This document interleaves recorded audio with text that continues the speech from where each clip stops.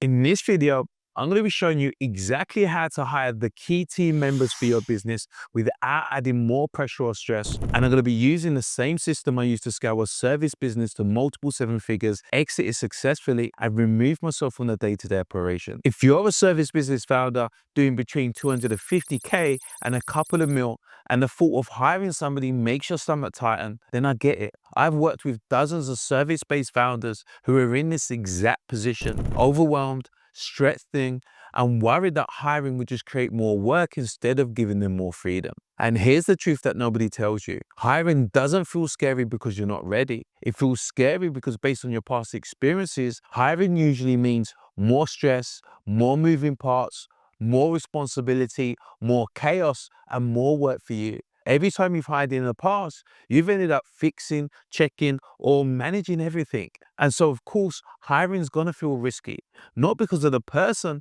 but because of the system that they're walking into. So today, I'm going to be breaking down the 6-step hiring strategy that removes that pressure and makes hiring feel safe and scalable. And by the end of this video, you're going to have a clear step-by-step hiring framework that you can actually use, even if you've had bad hires before, even if you don't feel ready, and even if the business still depends on you today. So let's get straight into it. Okay, so firstly, let me break it down.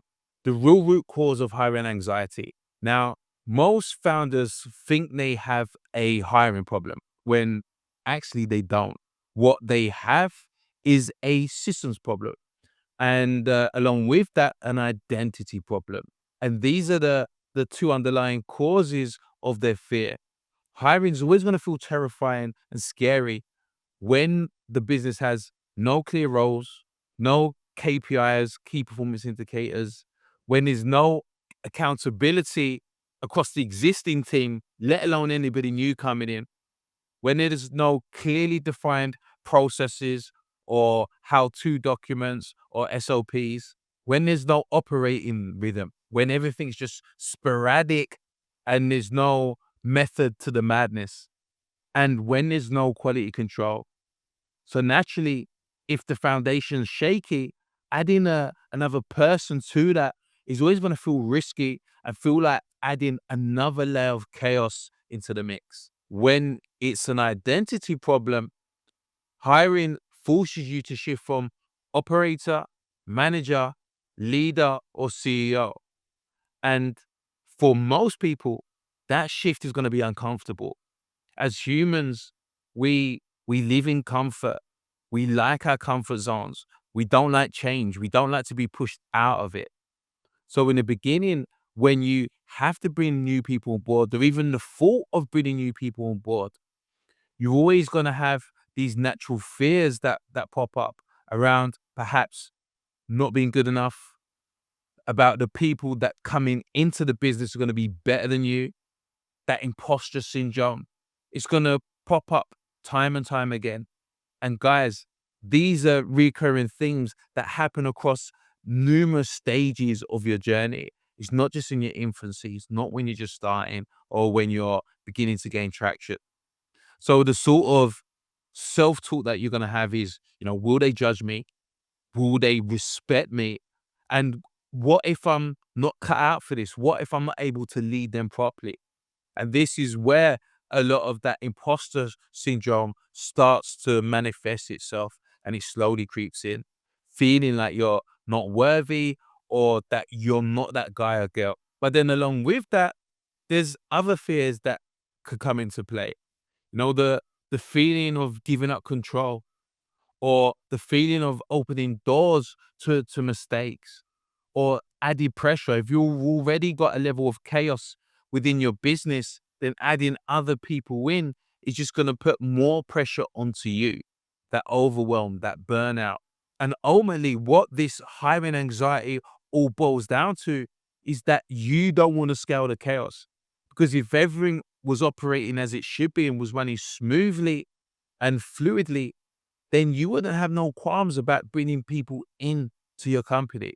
But because you haven't got that structure in your business, that's where a lot of the fear can derive from. But I assure you, once you fix the systems and have the right frameworks in place, it's going to remove the identity gap. And then hiring is going to become a lot easier, and you're going to wish you would have done this months ago. So I'm going to now take you through that 6-step process. Now, this is a 6-step strategy that every founder needs, irrespective of what industry or what niche you operate in. Yes, it's going to be transformational if you're experiencing a lot of the symptoms that I referred to a little while ago. However, regardless of what stage of business that you're at, whether you're a startup, 6 figures, 7 figures, 8 figures, it's going to be priceless. So make sure you continue to the very end. Okay. There's a wealth of information included within this video. So immediately move into step 1 of the system. So what you first need to do is define the outcome first, because a lot of hiring anxiety does actually come from the unknown, the unclear, the ambiguity, not having total clarity on the best way to move forward or the best system or framework to use when bringing on a new employee. And this is largely because the human brain fears the unknown, and nothing feels more unknown than bringing someone into a system that only exists within your head. That's why a lot of founders will catch themselves saying things like, I don't know where they're going to fit in. I don't know what I'd give them. I don't want to hire the wrong person. I don't want to be wasting money. I don't have the time to train them. And really, these are not realities. These are not truths. These are all fears that come from the same source, and that's unclear outcomes. So before you even think about job descriptions or posting a job ad, you want to start from zero. And firstly, you need to define the one primary outcome that you want this person to own. You need to get crystal clear on the tasks and responsibilities that you want this individual to manage. But more importantly, you need to define one primary outcome the business needs someone else to own. Yeah, this isn't new. You're going to be passing this onto them. This is going to be their responsibility. Because and why we do this is because tasks, when you give individuals tasks, yes, it's going to keep them busy, but outcomes are what move the business forward. And once you start to define the outcomes and can gain that clarity around that, you can then reverse engineer and start to determine what the levers are that they need to be focusing on in order to achieve that end outcome. So here are a few examples of outcomes, right? It could be reduced delivery time from 14 days to 7. It might be running all client communication end to end. It could be generate 30 qualified appointments per week. It might be own the entire onboarding process. So by getting clear on these outcomes, you're then going to remove that layer of ambiguity, and you're going to know exactly what this individual is going to be working towards, where their focus is going to be aligned to. So secondly, you need to create a 90-day success snapshot for this particular individual. So within the first 90 days, you need to create a paragraph that sums up what winning looks like for this particular individual. So that snapshot is going to answer, what will they fully have taken off your plate? What specific results are they going to be responsible for? What will they be making decisions on independently? And what systems they would have installed or improved? And when you can see that person succeeding, even if it's just in your mind's eye, your brain then stops catastrophizing and it doesn't feel as painful or as fearful. Thirdly, you're going to be outlining the problems that they've been hired to remove. Because a default setting for most founders is that they hire to add help, where what areas are they going to get support in? However, and for those of you that follow my channel, you're going to know my whole ethos is about removing you from the day-to-day operations of your business. So we're going to look at it from a different perspective. So when you're hiring anybody, it's about making your life lighter, your working day easier, smoother, removing the stress, removing the burden and responsibility from your shoulders. So we want to remove you from the daily operations. And so we have to reframe this perspective now so that you're hiring to remove bottlenecks. So as a result, you need to list the exact problems that their role is designed to eliminate. So that could be if there's delivery bottlenecks, client communication issues, too many inbound fires, founder delivery overload, slow response times, breakdowns in operations, things like this. What are the key issues that you're experiencing within your business right now? What are the bottlenecks that are holding you back, or the bottlenecks that have fallen or onto your workload? And honestly, guys, if you can't answer this, then you're not yet ready to hire. And that's where a lot of the anxiety comes from, because intuitively, your brain senses the gaps. So you have to be filling them. So this stage of the process is about outlining the problems and the bottlenecks you need them to remove from your plate. Next, the KPIs that their role controls. A big mistake made by, I would say, 80% of small business owners is that most founders hire people with no scoreboard. And when there's no scoreboard, performance is very subjective. And ultimately, you're guessing instead of having clarity. And when you're subjective, this equates to emotional. And when you're emotional, it results in chaotic. And chaotic is bloody scary. So you need to define the three numbers that show that this person is doing well within their role. So some examples of this could be response time, completion rate, client satisfaction, delivery time, perhaps appointments booked, tasks close on time, escalation rates. It really depends on the nature of your business and the structure of your organization. And for those that are not yet clear, when I refer to scoreboards, what only we're talking about is KPI dashboards. What are the KPIs that relate to this particular role? How do you know if these individuals winning? It's not, you shouldn't be playing a guessing game. You should be reliant upon data. And in order for your business to evolve and for you to move up to the next level and remove yourself from the day to day, you can't be relying on guesswork. You have to be introducing data management, i.e., KPIs, into the management of your business. And I've actually included a number of videos on this, and I'm going to include them within the description box below. So if you want to know more about KPIs and the KPIs that I use to scale my business to 7 figures, then check it out within the description. Okay. But getting back into it, when the KPIs are clear, what good looks like is no longer subjective and it becomes objective, and it's not emotional. And that objectivity is going to begin to reduce your fear and anxiety around the hiring process. So following these steps, it begins to eliminate the anxiety, because what you do is remove or start to remove the unknowns. Hiring stops being a gamble, and you introduce a level of control, and you have a predictable process where an outcome becomes clear. And what happens is that the fog starts to disappear, so you can start to navigate your way forward. And once the fog disappears, your brain then stops seeing hiring as a risk, a liability, more stress, more chaos, and actually start seeing it a system, a process, a solution, a relief, because you're bringing somebody in who's going to help you and take a lot of the weight from your shoulders.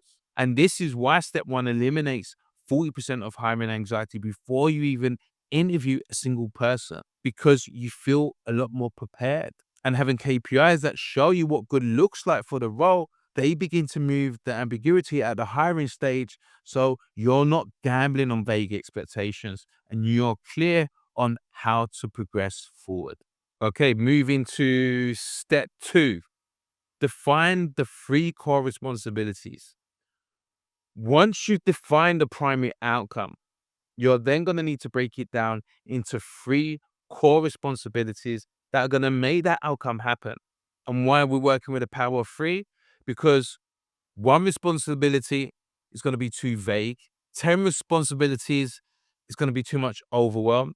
3 responsibilities equals clarity and focus and accountability. And so a common mistake that a lot of founders make is that they list every task under the sun, but tasks alone don't create accountability. They just become boring tick boxing exercise. But what will create that accountability are responsibilities. So just a quick overview on tasks versus responsibilities versus outcomes.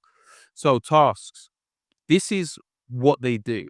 So these are the small day-to-day actions. Then you have your responsibilities, what they own.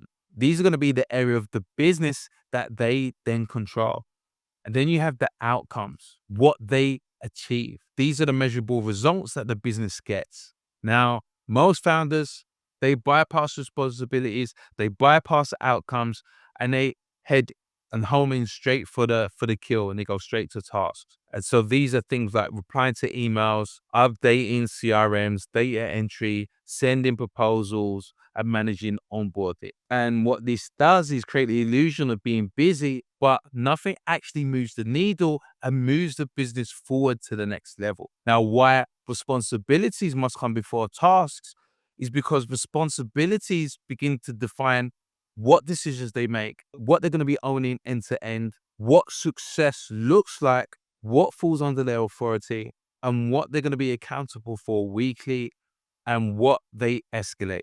This then removes the unknowns, again, removing the ambiguity, and begins to answer the real fear founders have. What exactly am I handing over? Which is the fear behind a lot of the anxiety that's experienced by entrepreneurs. So this is where we introduce the 3 responsibility rule. So for every role, you have to define the top 3 responsibilities that directly produce the outcome. Now, yes, is it going to be realistic then just, yes, I know you're already saying, but how can I only give them 3 responsibilities? Okay. The key word here, guys, is core responsibilities. So these are the key 3 responsibilities that supersede anything else. They might have other responsibilities that fall under their remit, but these are the 3 major ones that they need to be focusing on. Now, again, these are going to be dependent upon the role and the nature of your business. But some examples of this could be to own inbound and outbound lead flow, might be handling all lead sources or optimizing for performance. It could be to qualify prospects and book sales calls. So they could be responsible for conversion quality. Or it may be managing the CRM pipeline from end to end. So that's clean data, fast follow up, and full accountability. And one thing to be clear on here, guys, is that these aren't tasks. These are all areas of ownership. And why they begin to eliminate hiring anxiety is because when you know exactly what somebody owns, you then know what good looks like. You know what they should be reporting on. You know whether they're succeeding or failing within their role. You can then hold them accountable. So if they are failing, you know what to address them on.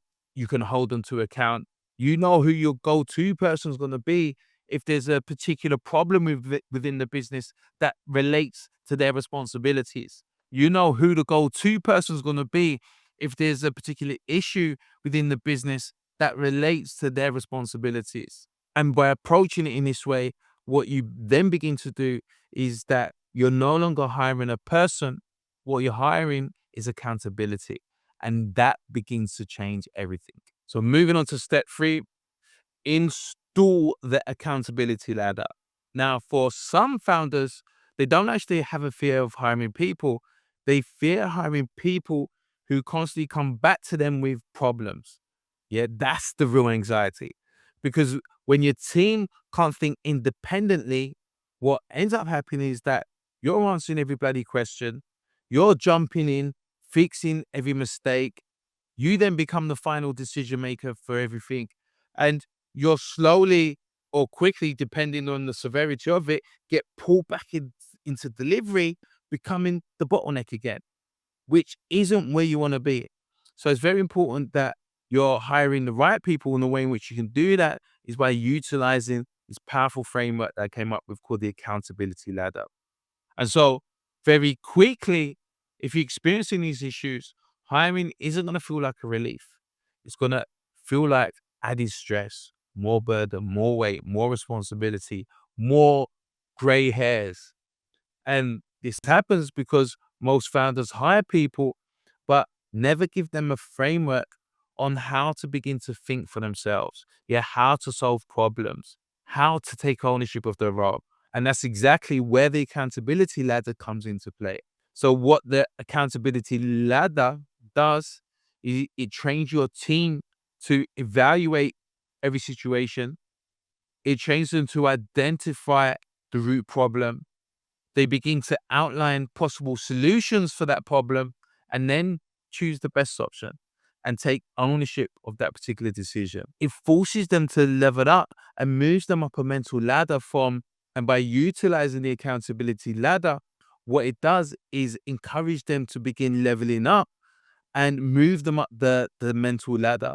So instead of operating from a place where they're communicating language like, here's the problem, or, what should I do? Or I need help with this, boss. It takes them into a place where they're in control. Here are the options. Here's what I recommend. And this is why I recommend it. I've already handled it. It's okay. And this shift is everything. Trust me. Because the moment your team starts bringing you solutions instead of problems, what naturally happens is you have a reduction in stress, your workload begins to drop, your productivity increases because you have less interruptions, whether that be emails or people knocking on your door, and your confidence in hiring skyrockets. So this step eliminates a lot of the anxiety because you're no longer relying on the individual. You're relying on a system that shapes their behavior. And so when your team knows how to think, you're no longer the firefighting, attending to every problem within your business, trying to fix it. You finally begin to create a space so that you can become the CEO, you can level up and be where you're destined to be. And so what I've done is dropped a link to my video on how I built a business that runs without me using the 7-step accountability ladder. You can find the link to this video within the description box below. And I'm also going to include it within the end screen also. All right. It would have been way too much for me to include it within this video. But if you click the link, go to the description and you can find the training around the accountability system in that video. So step 4 is building your weekly operating rhythm, because another big source of hiring anxiety is the question that founders never say out loud, but constantly feel when they are hiring. And that is, how will I know what they're doing if I'm not checking everything myself? And guys, this fear is real because without having a weekly operating rhythm, the business becomes a black box. You can't see who's behind or who's ahead. You can't see issues early. It's going to be impossible for you to accurately measure performance. Again, it's all guesswork. You're not going to be able to see the priorities within your team. You're not going to be able to see momentum. You're never going to be able to determine if there's been a drop in standards or the quality of the output has been compromised. And you're never going to be able to see who within your team needs support. And when you can't see, then naturally your mind is going to assume the worst. So the weekly rhythm removes the unknowns and it gives you a transparent, predictable control without having to micromanage everyone within your business. So here's how it works. So Monday's priorities might be that every team member sets their top 3 to 5 priorities for that week. Again, these are not tasks, they're priorities. This then forces clarity about where their attention needs to focus in on for that particular week. It also provides clarity about what outcomes they're going to be aiming for, what they shouldn't be doing, or what's going to be a waste of time, or is going to distract them from the bigger ticket objectives. So it's going to provide clarity around what the business will see progress in, so where that's going to develop or grow. And it also stops them from drifting, guessing, or working in a reactive state. They're going to be empowered, they're going to be focused, and they're not going to be in a reactive mode. And number 2 is a daily pulse check. So ideally, this needs to take place first thing of a morning. And it's really just to chime in to make sure that everybody's still aligned and focus on the priorities that they set on the Monday or the beginning of the week. So within that 60 to 90-second update. All right, realistically, guys, sometimes depending on the size of your team, it might go beyond that. But you're going to be looking at things like what was done yesterday, what's been done today, if there were any blockers, any issues, anything that went off track, anything they need from you in regards to support. Uh, you might need to make payment for something.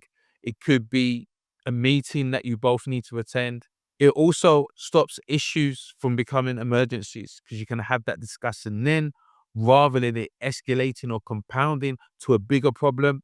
And we need to remember that founders fear hiring because they're scared of problems going unnoticed. So having things like this daily pulse check is going to help to eliminate that. Thirdly, you need to be having weekly accountability meetings. So this would generally form part of your weekly management meeting. Or if you don't have a set management team in place, it could be your weekly team meeting. And this becomes the backbone of your leadership, of who you are as a leader and how you stay tuned to what's happening inside of your business.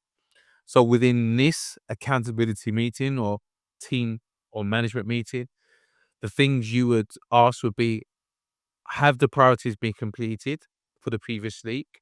What went well? What didn't? What problems showed up?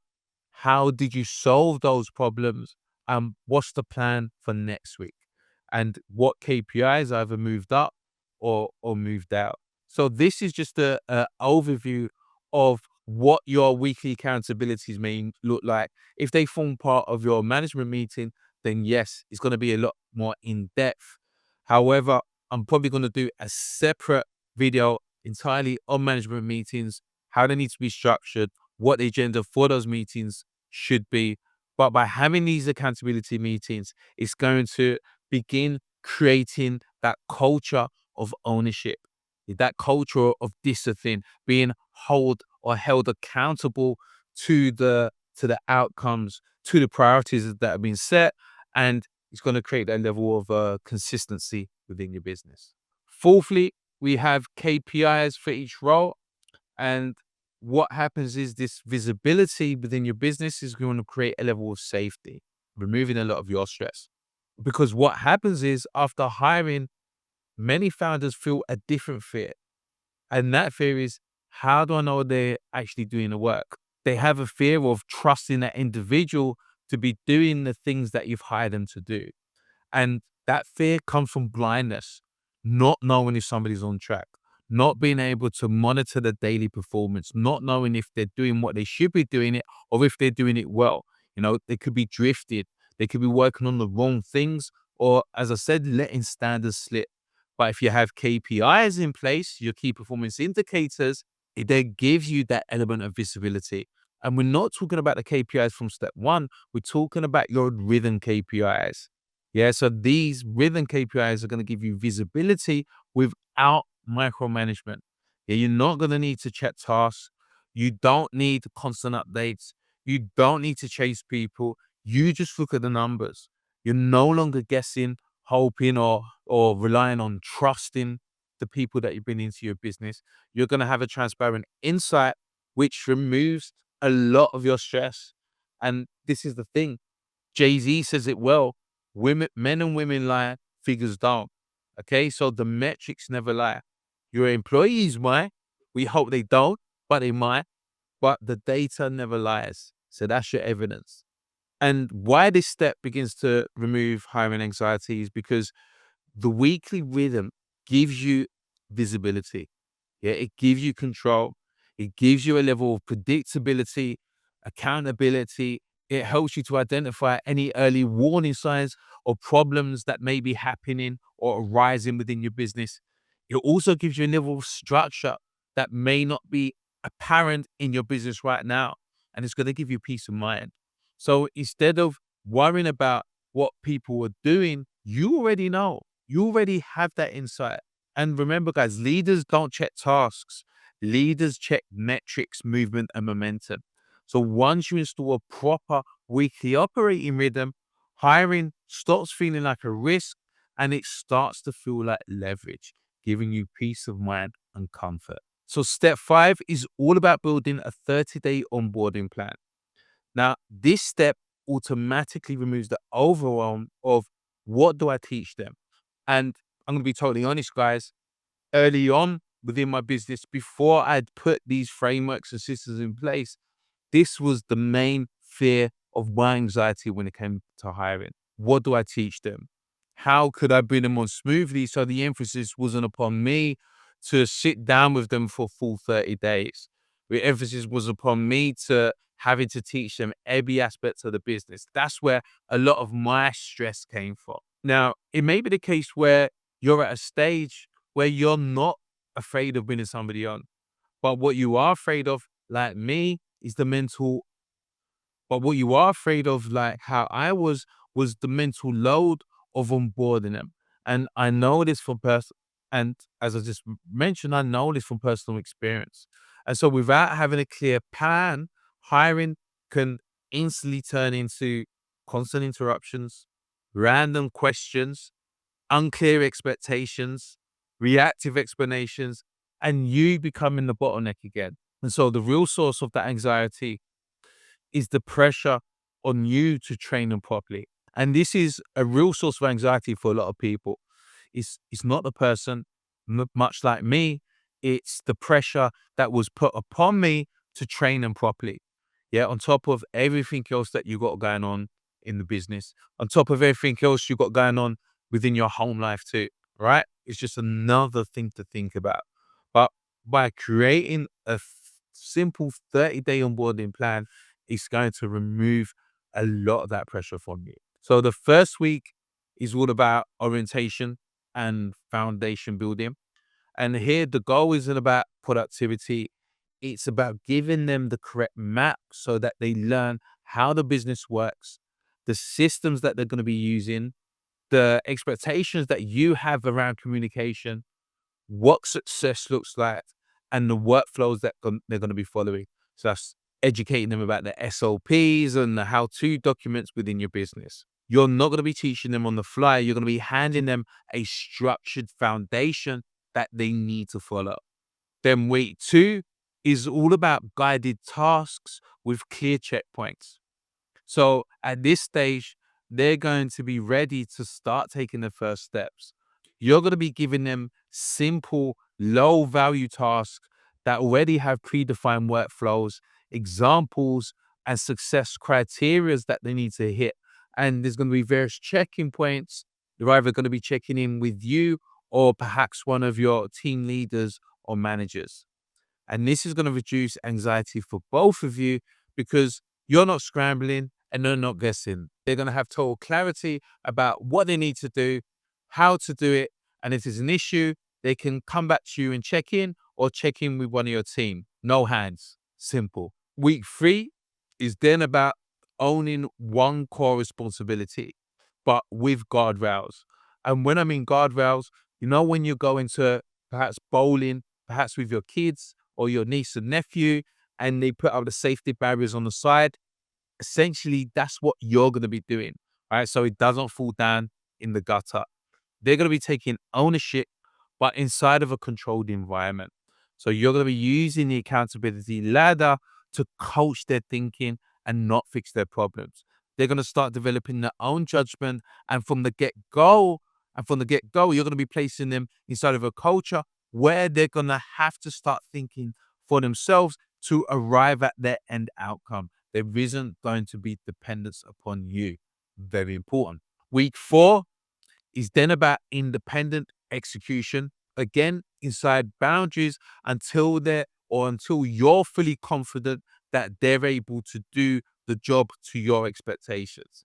They're going to operate independently, but inside of your system. So here, they're going to be clear on what their KPIs are. There's going to be that weekly rhythm review. There's going to be escalation rules and decision boundaries, when they can make decisions, in what sort of situations, what sort of scenarios, etc. And so this is where hiring then starts to give back time instead of taking it. You're not going to get your time back straight away. Don't be naive. It's going to take a number of weeks for them to find their feet, and then slowly you can start passing over the responsibilities that you need them to work on and to remove from you. And so why this step removes anxiety? Because the fear was never about the hire. Yeah, the fear was about not having any structure or any sequence behind it and no predictable path to develop them to the point where they're ready to take ownership of responsibilities.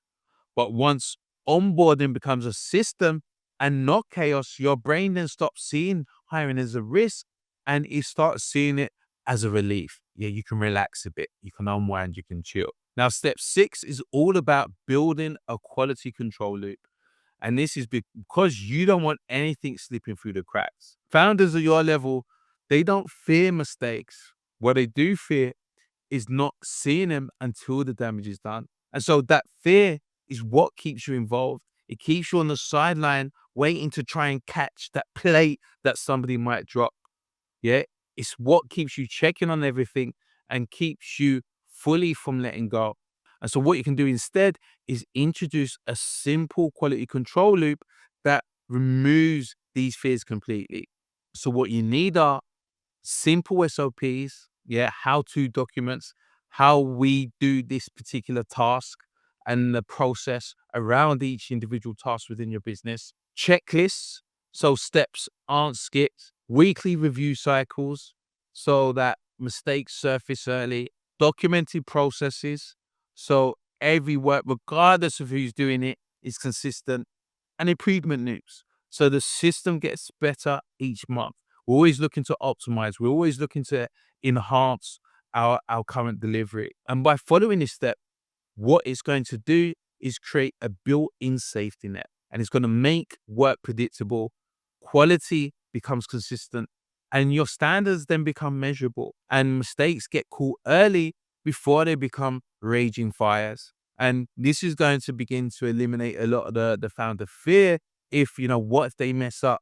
Or what if I don't see it coming? It's going to give you that insight to what's happening within your business. And what happens now is that the system does the catching for you, not you. You don't have to be there to catch it. You're not relying on trust. You're relying on structure. And that structure is what's going to give founders confidence to let go. These 6 steps are the structure.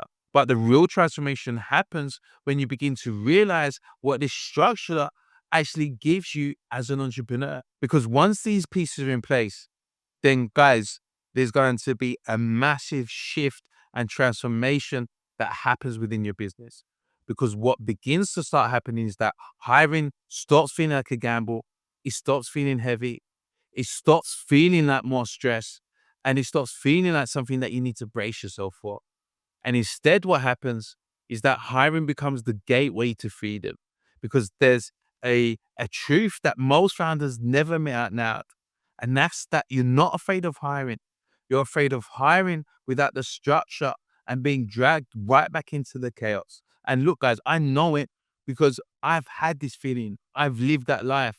In the early years of my previous company, Gemini, I was stuck at around 6 figures. And at this point, everything still came back to me. Every problem, every decision, every client issue. No, I wasn't running the company, I was holding it together. But once I built these systems, once I created the business to run without me, that's when everything changed. We scaled to multiple 7 figures. I was able to move with my family to Bali in Indonesia for 2 years, managing the business remotely because I had the systems, I had the structure, and I had the correct team in place following these frameworks. We won various industry awards, featured in various business and lifestyle publications, Sunday Times, Forbes magazine, Executive magazine, so on. And so like me, once you begin to follow these systems, your hiring anxiety is going to disappear. But only when 2 things happen. Your business becomes predictable, meaning you have the clarity, accountability, and the systems in place, and you begin to make that shift from operator, i.e. employee, i.e. administrator, to leader. Yeah, so identify, behavior, results. And I've just given you the blueprint to fix both.